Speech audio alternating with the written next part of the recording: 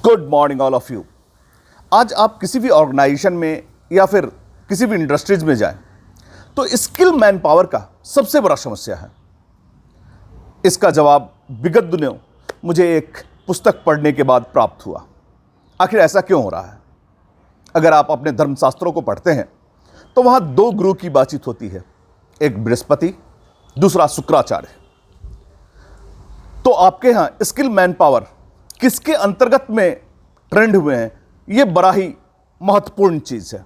क्या वह बृहस्पति हैं या फिर शुक्राचार्य, या फिर जो ज्ञान आप गुरुकुल में दे रहे हैं ये नॉलेज के आधार पर दे रहे हैं, अपने एक्सपीरियंस के आधार पर दे रहे हैं, या फिर केवल इंफॉर्मेशन के आधार पर?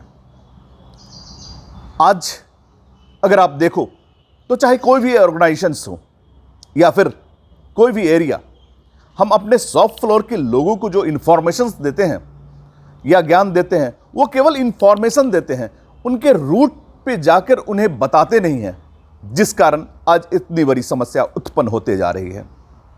हम आगे बातचीत कर रहे हैं इसे कैसे ठीक करना है।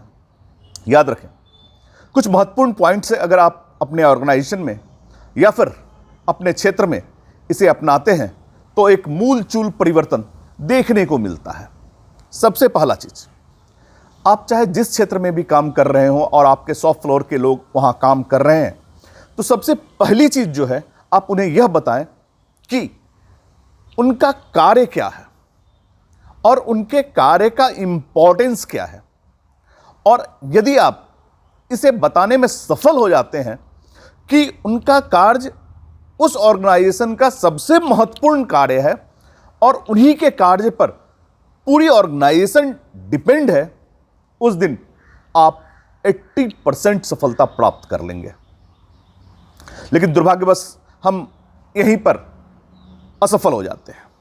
दूसरी बात, चाहे कोई भी व्यक्ति हो, किसी भी क्षेत्र का हो, किसी भी एरिया का हो, प्रत्येक व्यक्ति को उसका की पॉइंट, मेन स्टेप आना अति आवश्यक है। या आप कह सकते हैं उन्हें उस क्षेत्र का एसओपी एकदम गेट बाय हार्ट होना चाहिए। किस तरह से? जैसे अगर आप हिंदी भाषी क्षेत्र से हैं तो आप बचपन में टेबल पढ़ा होगा, दुक्का दो, दो दूनी चार, दो तिया छह, दो चौके आठ, दो पंचे 10। अगर ये टेबल जम्मू कश्मीर में पूछा जाए तो सीरीज ऐसा ही होगा, 2 के बाद 4 आएगा, 4 के बाद 6। और यदि कन्याकुमारी में पूछा जाए तो भी यह लैंग्वेज का अंतर हो सकता है, लेकिन सीरीज का अंतर कभी नहीं होगा। ठीक उसी तरह से प्रत्येक जो शॉप फ्लोर के लोग हैं उन्हें अपने क्षेत्र का एसओपी कुछ इसी टेबल के अंदाज में याद होना चाहिए, तब जाकर वह किसी भी कार्य का संपादन सही ढंग से करेंगे। उनके पास डू एंड डोंट्स की पूरी सीरीज होनी चाहिए, चेकलिस्ट होनी चाहिए, ताकि उन्हें पता चले मुझे क्या करना है और क्या नहीं करना है। और यदि कोई गलत कार्य करते हैं तो उसका क्या इंपैक्ट आने वाला है, वह बिल्कुल सही ढंग से उन्हें जानकारी होनी चाहिए। नहीं तो वह हमेशा ही गलत कार्यों को एडॉप्ट कर लेंगे या ग्रहण कर लेंगे और उसे एक श्रृंखला के रूप में या फिर एक आदत के रूप में आगे बढ़ाते चले जाएंगे, जिसका सीधा परिणाम कस्टमर डिलाइट पे पड़ेगा, क्योंकि यह बच्चे को मालूम ही नहीं उन्हें करना क्या है। दूसरी बात, जो भी शॉप फ्लोर एसोसिएट्स हैं, जब वो अपने क्षेत्र पर आते हैं या अपने स्टेशन पे आते हैं तो उन्हें क्या क्या देखना चाहिए, क्या क्या करना चाहिए, वास्तव में यह वीडियो उस पर आधारित है। सबसे पहले वो जिस जगह पे आ रहे हैं, जहाँ पे काम कर रहे हैं, पहले उस जगह का देखें। सारा मटेरियल सही होना चाहिए, कोई एक्स्ट्रा मटेरियल तो नहीं है।